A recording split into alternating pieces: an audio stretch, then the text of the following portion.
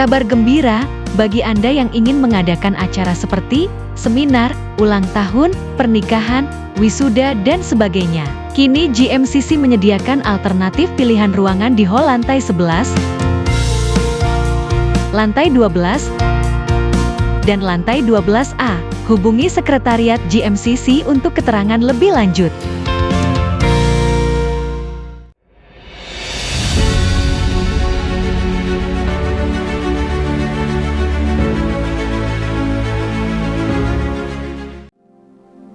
Dalam segala keadaan, waktu berlimpah maupun kurang, tetapi Yesus yang mempesona hatiku. Dia beri hidup dan kesempatan baru di setiap musim kehidupan. Waktu ku kuat maupun lemah, tetapi Yesus yang mempesona hatiku. Dia beri hidup dan kesempatan baru.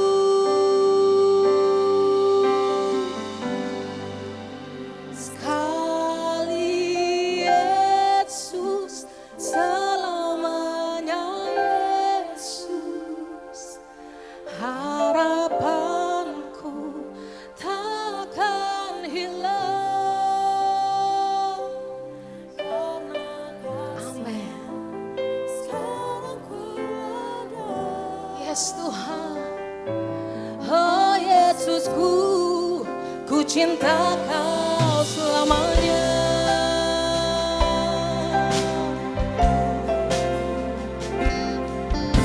Dalam segala keadaan, waktu berlimpah maupun kurang, tetapi Yesus yang mempesona hatiku. Dia beri damai dan kesempatan baru. Sekali Yesus, selamanya Yesus. Amin. Ya Tuhan, hilang karena kasih-Nya. Sekarang ku ada, Yesusku, oh Yesusku, ku cinta Kau selamanya. Sekali Yesus, sekali, amin. Selamanya kami memilih Engkau sebagai Tuhanku. Haleluya. Karena kasih-Nya, sekarang ku, haleluya. Oh Yesusku, ku cinta Kau. Mari kita semua bangkit berdiri. Sekali Yesus, selamanya Yesus. Harapanku takkan hilang karena kasih-Nya. Sekarang ku ada, oh Yesusku, ku cinta Kau.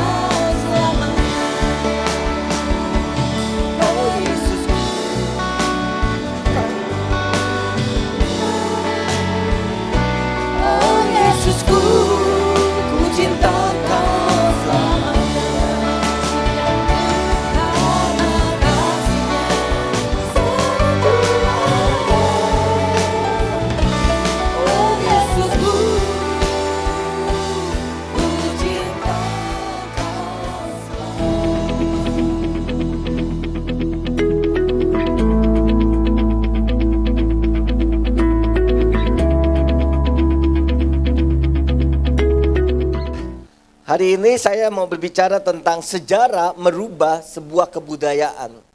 Ketika sejarah merubah kebudayaan, kebudayaan akan merubah sebuah negara, saudara. Jadi sejarah merubah kebudayaan, kebudayaan merubah negara, negara merubah kota, kota merubah komunitas, komunitas merubah keluarga, keluarga merubah anak-anak yang dilahirkan. Itu doktrin, saudara. Itu doktrin sejarah yang harus kita pegang. Ketika saudara mengenal Tuhan, ada sesuatu yang saudara pegang dalam hidup saudara. Sehingga sesuatu itu, entah ayat firman Tuhan, entah mentor, komunitas, bapak rohani yang memberikan firman, saudara pegang, kehidupanmu pasti berubah. Cara berdoa, cara beriman pasti berubah, saudara. Nah, sejarah membuktikan Indonesia pernah dijajah selama 450 tahun, saudara, oleh Belanda, oleh Jepang. Tapi mayoritas dijajah oleh Belanda, saudara. Nah, banyak orang berkata, saudara, sejarah berkata kalau satu negara dijajah Belanda dan Prancis, maka negara itu akan hancur sehancur-hancurnya. Kenapa? Penjajah tersebut tidak pernah memberikan pendidikan yang baik, tidak membuka wawasan jendela oleh orang-orang yang dijajahnya, tidak memberikan mandiri inovasi untuk berkembang sendiri.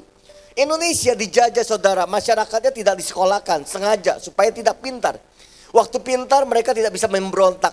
Waktu pintar mereka tidak bisa melihat dunia. Waktu pintar mereka tidak bisa berpikir secara benar. Sehingga saudara, Indonesia sudah merdeka 78 tahun. Saudara bisa melihat di setiap jalan-jalan kecil, di setiap tikungan selalu ada Pak Oga yang minta uang, saudara. Tanahnya milik negara, jalanannya milik negara, pemerintah mereka mengemis, tidak kasih, main pukul, main baret. Kenapa?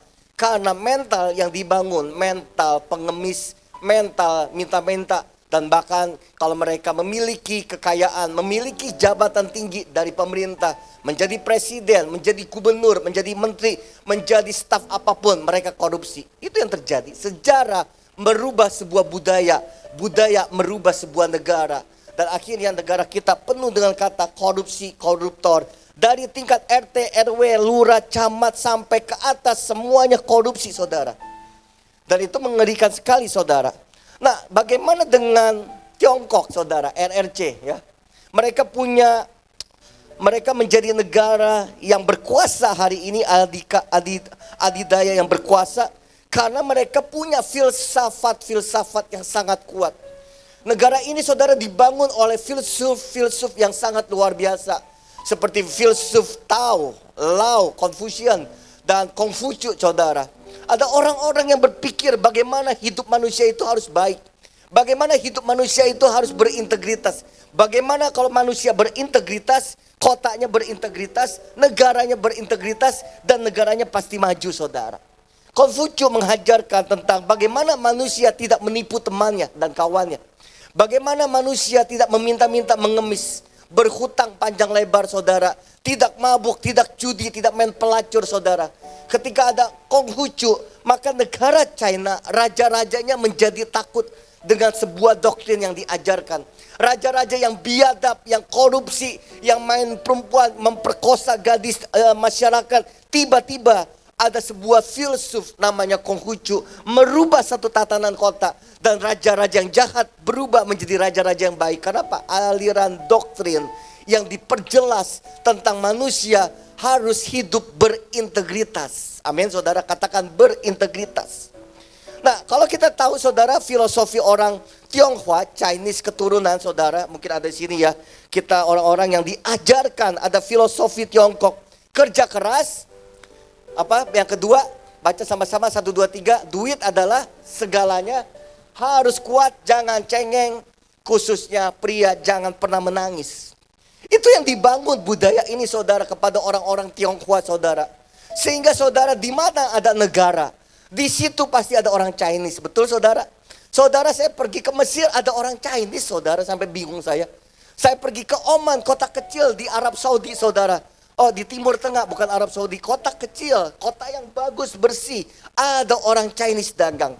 Saya pergi ke Palestina, ada Chinese food. Saya pergi ke India, ada orang Chinese itu di mana-mana, orang berceceran.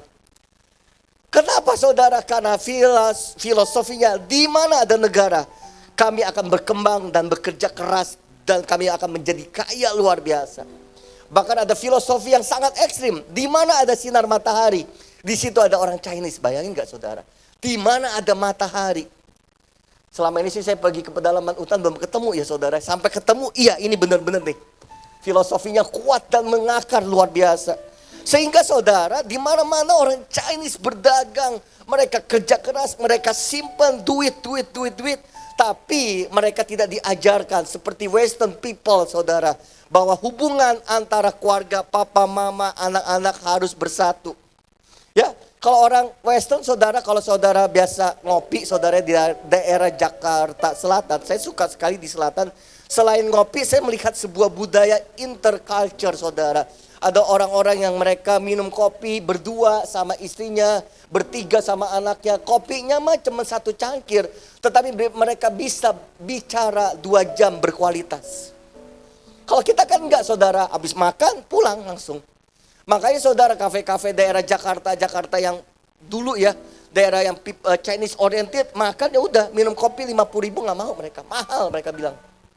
Tetapi saudara budaya makin lama makin berubah saudara. Saudara, hari ini kenapa saya ngomong ini supaya saudara sadar betapa pentingnya sebuah filsuf, sebuah filsafat, sebuah doktrin dalam hidup kita. Supaya apa? Kita hidup tidak tergoyangkan saudara. Kita hidup tidak terapung-apung. Kita hidup punya tujuan yang jelas. Kita bekerja jelas, melayani jelas, memimpin jelas, menikah jelas. Segala sesuatu kita punya kejelasan dalam hidup kita. Tapi kadang saudara filosofi Tiongkok itu sangat bagus sekali. Tetapi waktu pemberkatan nikah saya sering sekali lihat orang-orang diberkati saudara. Acara yang begitu penting. Mereka janji nikah. Mereka memasangkan cincin nikah di antara mereka berdua. Mereka sudah pilih. Mereka menyembah. Mereka serius sekali. Lalu MC-nya berkata, saatnya kita akan mendengarkan apresiasi 1-2 patah dari calon mempelai kepada orang tua. Ya, tibalah yang pria, papa, mama, udah terharu kan, suasananya sedih kan orang nikah kan. Apalagi dia udah nikah saudara, lagi nikah saudara, lagi diberkati, papa, terima kasih ya, sudah sayang saya, Koko, sudah besarin Dede, besarin Koko, hari ini bisa nikah. Sambil nangis nih saudara, papanya gini, jangan nangis, cengeng lu, malu tahu gitu. Berkali-kali saya ngelihat seperti itu. Tapi kalau Western people saudara, atau daerah Jakarta Selatan, ketika mempelainya menangis dan memberikan apresiasi, kata terima kasih kepada orang tua, mereka nangis, papa mamanya akan bilang gini, I'm proud of you. Lalu dipeluk, take care your wife, take care your husband, take care your family, everything is good, dipeluk. Saudara, nangis itu bahasa cinta, bahasa keluarga yang harus diutarakan. Jadi kalau istri lihat suami nangis, dia bilang, gue geplak lu ya nangis-nangis lu cowok tahu gitu. Nggak boleh saudara, itu bahasa cinta, bahasa keluarga. Ketika saudara punya anak saudara nangis, orang tua yang khususnya pria jangan berkata, nangis, cengeng. Enggak saudara, dia lagi mengungkapkan perasaannya dia. Jadi nangis itu bahasa keluarga, bahasa cinta dalam keluarga. Amin saudara.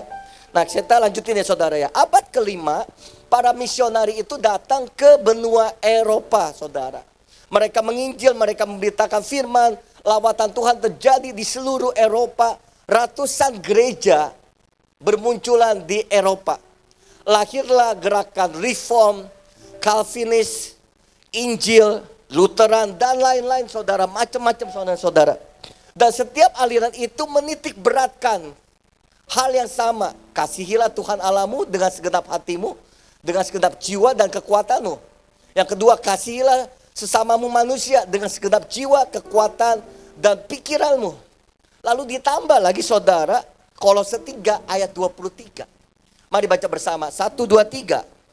Apapun seperti untuk Tuhan dan bukan untuk manusia. Jadi mereka mesti mengasihi Tuhan. Mereka harus takut sama Tuhan. Karena mereka takut, mereka menghargai pasangannya. Mereka tidak melakukan kekerasan KDRT. Tidak ada angka perselingkuhan yang besar. Tidak ada kekerasan. Semuanya baik-baik saja. Karena hidup mereka dimasukkan dalam satu fondasi. Takut akan Tuhan, menghormati sesama, menyayangi keluarga. Ditambah lagi Kolose 3 ayat 23, apapun yang kamu perbuat, perbuatlah dengan segenap hatimu seperti untuk Tuhan, bukan untuk manusia. Jadi mereka bekerja punya tujuan, saya harus bekerja sungguh-sungguh tanpa korupsi. Saya bekerja dengan integritas tanpa korupsi, tanpa macam-macam, tanpa aneh-aneh. Anak-anak yang sekolah ini juga punya fondasi, punya visi misi sekolah yang jelas. Betul saudara? Kalau saudara lihat sekolah-sekolah internasional, mereka taruh visi misi yang besar sekali untuk diingat oleh anak-anaknya seumur hidup mereka. Dan mereka harus bekerja, mereka harus sekolah, mereka harus belajar sesuai visi yang dibangun oleh sekolah. Visi membuat satu orang saudara melihat masa depannya lebih clear.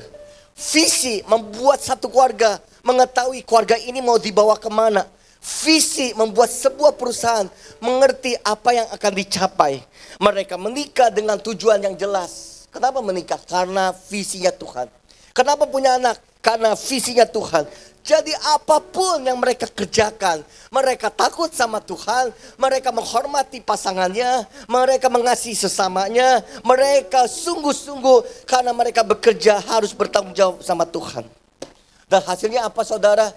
Kita lihat ya saudara ya, Mercy, mobil otomotif Mercy terbuat dari Jerman. BMW terbuat dari benua Eropa. TV, kulkas, apalagi sih TV, kulkas, mesin jahit. Saudara pernah yang lahir tahun seperti tahun 70-an seperti saya, saudara pernah dia tahu namanya TV merek Blopung. Mahalnya luar biasa, tapi awetnya setengah mati. Bisa setengah abad umur manusia, 50 tahun baru rusak. Begitu diservis ganti, hidup lagi, Blopung. Mesin jahit merek Singers dari benua Eropa. Saudara, Louis Vuitton, Hermes, Dior, Prada, macam-macam semua produk dari Eropa. Lihat ya, karena ada satu doktrin firman Tuhan, mengasihi Tuhan dengan segenap hati, mengasihi manusia dengan segenap hati. Yang kamu kerjakan harus sungguh-sungguh melahirkan arsitektur tergila, terhebat di dunia. Leonardo da Vinci. Saudara, Leonardo da Vinci, jangan saudara tanya gini, kamu sudah buat apa aja? Salah nanya saudara, kamu udah buat apa aja? Tapi tanyanya begini, kamu apa sih yang kamu tidak bisa dalam hidup kamu? Kenapa saudara? Karena Leonardo da Vinci semuanya bisa dan semuanya jadi mahakarya. Dia gambar Mona Lisa, jadi mahakarya. Dia gambar patung, dia pahat patung Daud saudara, jadi mahakarya. Dia lukis upper room, malam perjamuan bersama Yesus, jadi mahakarya. Dia bisa buat apa saja. Kenapa orang jenius? Kenapa? Dimulai dari doktrin. Kerjakanlah segala sesuatu dengan sungguh-sungguh seperti Tuhan berdiri di depanmu. Musik dari abad ke abad tidak pernah lenyap. Beethoven, Mozart, orang-orang hebat dilahirkan karena ada satu doktrin yang membuat negara itu menjadi hebat. Saudara, teman saya kuliah di Paris. Lalu dia ambil fashion design saudara. Diajarkan cara jahit yang benar, cara potong baju yang benar, cara ngukur yang benar. Semuanya detail, presisi dan akurat. Suatu ketika saya ajak dia ke FO saudara, Factory Outlet yang di Bandung. Atau di mana ya saya lupa ya. Lalu saya ambil, udah mau bayar, dia bilang gini, "Lus, kenapa ambil baju yang jelek seperti ini?" Saya bilang, "Jelek apanya?" "Kamu lihat nih jahitannya, miring 0,3 cm. Karena mereka dilatih tidak ada miring sama sekali, presisi dan akurat berkualitas. Ini 0,3 cm mereka buang ke Indonesia, kita yang beli dan kita bahagia. Bahan reject kan mereka, kita yang beli dan kita yang bahagia. Udah beda standar hidupnya ya. Standar mereka begitu luar biasa saudara, sehingga saudara pemerintah tidak korupsi di sana. Kenapa? Karena mereka tahu saya dipilih oleh Tuhan untuk menyelesaikan masalah masyarakat di kota saya. Sehingga kalau saudara pergi ke Eropa, kali itu warnanya biru atau hijau bening. Bisa berwisata, bisa berenang, bisa main air tanpa masalah. Orang Eropa datang ke kita berenang di depan kali depan Gajah Mada, tetanus mati. Ngerti ya saudara ya? Oh, saudara kalau ke Eropa itu dari aspal diukir, dari abad 17, 16 diukir masih ada. Kota-kota itu diatur, dirapikan, dipahat benar-benar saudara. Lukisan itu semua dilukis satu persatu dengan orang-orang arsitektur. Leonardo da Vinci adalah salah satunya. Masih banyak lagi saudara. Begitu luar biasa. Kenapa? Mereka takut akan Tuhan. Waktu mereka takut akan Tuhan, apapun yang aku kerjakan, aku harus sungguh-sungguh. Karena di hadapanku adalah Tuhan yang sedang melihat pekerjaanku. Jadi mereka takut. Sejarah melahirkan sebuah doktrin. Ya, doktrin merubah kepercayaan. Ulang ya, saudara ya. Sejarah melahirkan sebuah doktrin. Doktrin merubah kepercayaan. Kepercayaan melahirkan sebuah agama. Ya, kalau orang Katolik kemarin Paus Fransiskus yang keberapa gitu, saudara datang ke Indonesia, yang dibawa pesannya cuma satu, perdamaian. Kalau Buddhis, reinkarnasi atau hukum karma. Kalau Kristen, mengasihi Tuhan dan manusia. Ditampar pipi kiri, kasih pipi kanan. Intinya gitu kan saudara. Sehingga saudara kekristenan itu hanya dilihat orangnya baik banget ya. Dibakar gerejanya, mengucap syukur, mendoakan pemerintah, mendoakan orang yang dibakar. Sehingga mata orang itu yang tadinya sebenarnya mereka tidak melihat kebaikan orang Kristen, mereka melihat dan mereka berubah dan mengikuti Kristus. Saudara, Muslim, rukun Islam. Itu doktrin saudara. Doktrin yang mengajarkan hidup saudara. Ada Konghucu, ada agama-agama yang begitu banyak mereka punya doktrin. Nah, doktrin kita, kasihilah Tuhan Allahmu dengan segenap hatimu dan jiwamu. Udah stop. Karena itulah perintah pertama, yang utama dan yang terakhir. Jadi kita disuruh mengasihi Tuhan, intimasi dengan Tuhan, mengasihi sesama, berkorban, membela, bersaksi, menyelesaikan amanat agung. Pertanyaan saya sama saudara, bagaimana pekerjaan saudara? Bagaimana saudara bekerja? Bagaimana saudara studi? Bagaimana saudara punya pernikahan? Bagaimana hubungan saudara dengan keluargamu? Kalau saudara nggak punya dasarnya, pernikahan setahun 2 tahun saudara cerai. Karena pernikahan adalah sesuatu yang sangat sulit sekali. Pekerjaan, apakah saudara bekerja dengan integritas? Bekerja dengan sungguh-sungguh. Setiap bulan di kantor gereja menandatangani diakonia. Apa itu diakonia? Persembahan minggu kedua yang saudara taruh, kita menolong orang-orang di kota Jakarta, khususnya jemaat kita. Membantu mereka yang masuk emergency, yang koma, yang kena cancer, yang gak bisa sekolah, yang gak bisa kasih anaknya susu dan vitamin. Itu uang saudara diedarkan melalui sebuah kotak diakonia dan kita kirim ke jemaat-jemaat yang membutuhkan. Tiap bulan ini saya tanda tangan saudara, dana diakonia. Dari semangat tanda tangan sampai gak semangat tanda tangan. Kenapa? Ternyata orang-orang yang minta bantuan diakonia, waktu kita bantu punya motor, punya mobil, punya kos-kosan. Bingung gak saudara? Yang kita bantu baru pulang dari Bali, bulan depan dari Bandung, dari Sentul. Jadi saudara, ada orang yang benar-benar mau mengambil kesempatan sebuah gereja dengan cara penipuan. Dengan cara pura-pura sakit, dengan cara pura-pura makanya sedih, pura-pura minta, pura-pura ngomong kebakaran, padahal palsu luar biasa. Bagaimana orang yang hidup seperti ini bisa terbuka jalannya? Saudara, orang benar tidak pernah ditinggalkan oleh Tuhan. Yang setuju katakan amin. Orang benar, orang yang mau bekerja sungguh-sungguh tidak akan pernah ditinggalkan sama Tuhan. Dengar baik-baik para pelayan Tuhan dan jemaat Tuhan. Kalau saudara benar-benar sama Tuhan dan hidup saudara berintegritas benar-benar, saudara tidak pernah minta-minta dan mengemis. Saudara, tahun 2025 krisis ekonomi parah loh saudara. Saya baru kemarin. Saya diundang di sebuah kantor otomotif, salah satu otomotif yang terkenal. Saya persekutuan, saya mau masuk ke aula ibadahnya, tiba-tiba lampunya dimatiin, jedrek, mati semua. Gelap, saya bilang mati lampu ya. Enggak, pastor, kita lagi pengiritan listrik. Saya bilang, sampai begitunya perusahaan kamu nih gede loh, internasional TBK. Iya, kita lagi penjualan lagi drop setengah mati dan sulit sekali untuk jualan. Hanya otomotif jenis kamu saja, enggak, semua jenis otomotif lagi hancur-hancuran. Saya lagi berpikir ya kemarin ya, benar ya apa yang dikatakan Pak Presiden Jokowi, krisis pangan, krisis global, krisis ekonomi, nggak main-main saudara. Saudara nggak bisa bilang, oh beriman kita punya Yesus. Saya tahu saudara beriman punya Yesus.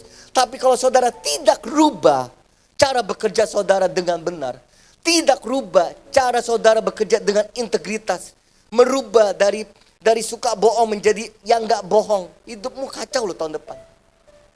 Lalu saya bilang, ini cuma di lorong ini yang mati. Enggak, di semua ruangan kantor. Pokoknya kalau masih selama ada sinar matahari, lampu dimatiin semua. Saudara pengen tahu negara kita ke depan mau bagaimana? Pelajari Israel, pelajari Amerika, pelajari China dan Rusia. Itu aja 4 negara. Itu yang menentukan hidup kita ke depan. Jadi saudara, saya cuma mau bilang, orang benar saja, benar ya, orang benar kayak, ya orang yang berusaha hidup benar, berintegritas. Itu akan melihat kesulitannya itu banyak saudara. Apalagi saudara yang gak benar-benar gitu loh. Suka nipu, suka bohong, suka ngemis, suka ngutang, gak bayar lagi.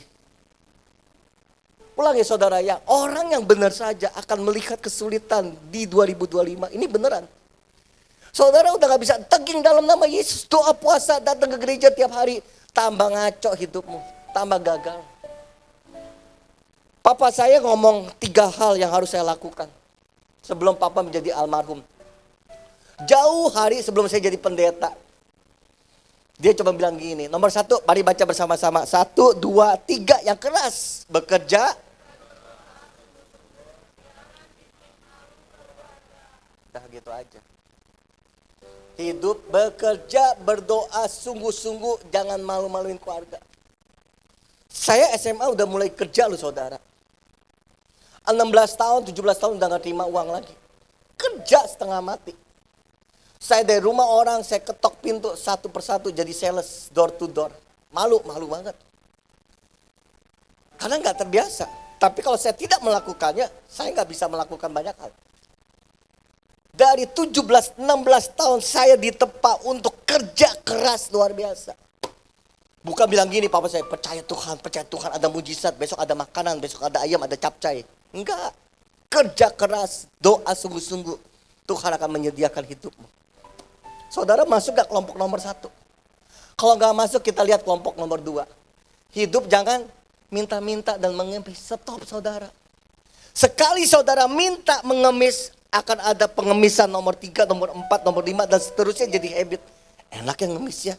Minta-minta enak ya, berbohong pura-pura kontrakan rumah belum bayar, makanya disedain kalau perlu temennya gamparin dong, gamparin, biar tambah sedih. Kalau saudara terbiasa begini, maaf loh saudara, saudara gak punya masa depan. Amsal 10 ayat 5, orang yang tangannya lamban akan menerima kemiskinan. Orang yang rajin akan melihat kehidupan. Saudara faktor yang mana? Saudara konsep yang keberapa? Nomor 3, yang selalu mama saya ngomong sampai saya ingat dan bosan banget. Hidup benar dari sekarang, hidup kudus, jaga pernikahan yang benar. Kalau kamu mau diberkati. Jadi waktu saya sama pasangan, pacar gitu gak berani macem-macem. Begitu mau macem-macem, mama saya bilang, ingat Paulus. Jadi saya gak macem-macem. 3 hal ini yang membuat saya hari ini jadi pemimpin, bukan instan. Pemimpin yang keluar air mata setiap hari. Pemimpin yang harus berlutut di depan Tuhan. Pemimpin yang kadang melihat sesuatu masalah udah gak bisa apa-apa. Cuman beriman tanpa mengharapkan siapapun. Itulah saudara yang harus saudara lakukan. Hidup ini gak gampang. Hidup ini gak murah. Mahal semua. Tapi bukan cara saudara melakukan dengan cara instan untuk mendapatkan sesuatu. Enggak begitu juga. Kita di training, saya menjadi pendeta yang mesti disumpah, melayani orang miskin, melayani orang susah, melayani orang yang enggak berada, sampai yang punya. Ayo kita layani, ayo Tuhan saya layani. Karena itu janji setia saya sama Tuhan. Bagaimana dengan saudara? Anak-anak muda dengar baik-baik. Kalau saudara udah males sekarang, aduh males, aduh begini, aduh begitu, aduh begini. Udahlah nggak usah macem-macem lah, udah cukup segini-segini aja. Maaf ya, saudara nggak punya masa depan. Saudara mau ngaku cinta Yesus, mau bilang sekali Yesus tetap Yesus, saudara tidak punya masa depan, titik, udah nggak pakai koma. Suami-suami yang nggak mau kerja, suruh istri yang bekerja, maaf ya, saudara tidak berguna dalam keluargamu. Saya ngelihat dalam konseling, suami males ya minta ampun, cuman main game gitu ya. Tapi kan juga ada masalah tertentu ya, masalah tertentu saya mengiyakan, oke. Dia udah berusaha, dia udah coba, tapi gagal. Saya angkat topi. Saya hormati orang itu. Tapi saudara, dari awal nikah sampai punya 2 anak, 3 anak, main game. Ngobrol sana, ngopi sana, istri suruh kerja, anak suruh kerja. Maaf pria, saudara tidak berguna. Benar saudara, saudara nggak berguna saudara. Apalagi saudara mau menjalankan firman Tuhan, bagaimana caranya? Hidup aja udah malas. Hidup aja penuh dengan canda, apalagi saudara mau menseriuskan 1 titik, 2 titik. Dan yang terakhir firman Tuhan, bagaimana kita merubah perilaku saudara yang gak serius. Ya, gereja ini terus berkata, milikilah mentor yang baik, bijaksana. Terlibatlah dalam komunitas yang sehat. Dan yang ketiga, teruslah belajar dan belajar sampai nafas hidup saudara terus belajar. Orang yang tidak mau belajar, saudara akan mengalami kemunduran 1 langkah. Nggak mau belajar lagi 1 langkah lagi, terus mundur, terus mundur. Nanti teman-teman muda maju dan melompat tinggi, saudara terus di belakang dan berlari di tempat tanpa tujuan. Amin saudara. 1 ayat ya merubah 1 negara. 1 ayat merubah 1 kota. 1 ayat merubah 1 budaya. Merubah sampai akar pohonnya, merubah dan mereka menjadi negara yang luar biasa. Hari ini saya mau tanya sama saudara, seberapa serius hidup saudara untuk masa depanmu? Kalau nggak serius, sudahlah, nggak usah datang ke gereja. Buat apa? Gak perlu datang ke gereja. Kalau ke gereja ya biar rame aja, biar seru. Di rumah sumpah. Buat apa juga saudara? Ke gereja juga gak, terserah. Lebih baik kalau saya, yuk kita putusin itu sama-sama secara gentle. Saya mau serius, saya mau belajar, saya mau bekerja, saya mau sungguh-sungguh. Buktikan saudara. Dan Tuhan akan menyertai hidup kita, amin.